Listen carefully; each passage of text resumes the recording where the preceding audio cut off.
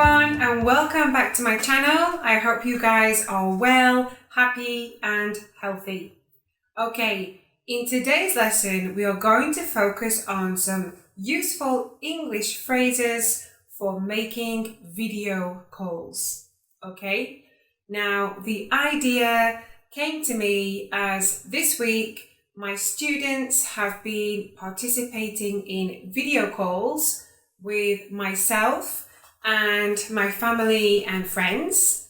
So the idea was to give my students the opportunity to practice their English on native speakers. So I would just like to say a big congratulations to all of those of you who participated, and especially because some of them were actually feeling quite nervous. And I had to even convince a couple of them that they could do it and that it would be fine. And they all did a really great job. So well done, guys. Okay, moving on, we're going to think about these useful phrases that will come in handy when we are making video calls. So the first topic we're going to look at are the greetings. How we introduce ourselves to people who we don't know or we don't know very well. Okay, now in our situation, we were using informal English because it was an informal chat. Okay, so we used introductions like hi, hello, how are you, good morning, good afternoon, it's nice to meet you, pleased to meet you, it's a pleasure to meet you. Okay? Now, after the initial greetings, it seemed that there were lots of conversation about the quality of the video call. So, we would start by saying, can you see me okay? Can you hear me okay? Now, if everything was fine, you can continue. But as we all know with technology, more often than not, especially when I'm involved, things don't always go to plan.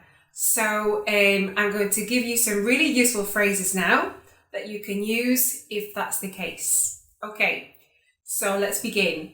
The first one is if you can't see someone very clearly, then you have to say, I can't see you. I can't see you clearly. You might ask them, have you got your camera switched on? Check your camera. Is it switched on?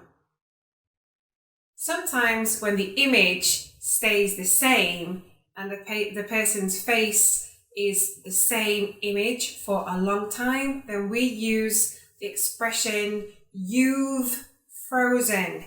You have frozen. Okay? So you might be talking to someone and say, oh, I'm sorry, but I can't see you very well. You've frozen. You've frozen.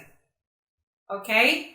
And related to the audio, you might say, if you can't hear them, I can't hear you. I can't hear anything. I can't hear you very well. Have you checked your microphone is on? Check your microphone. It might not be switched on. Okay?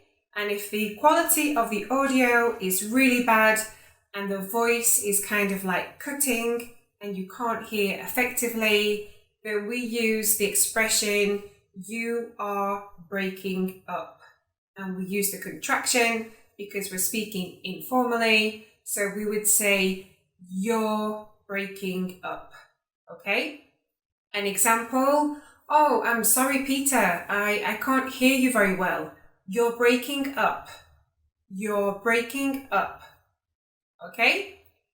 Perhaps some other expressions that we used was about the quality of the Wi-Fi. So we would say the Wi-Fi connection is not very good today. Or the Wi-Fi here at my office is not great. It's a bad connection. Oh dear, it seems to be a bad connection.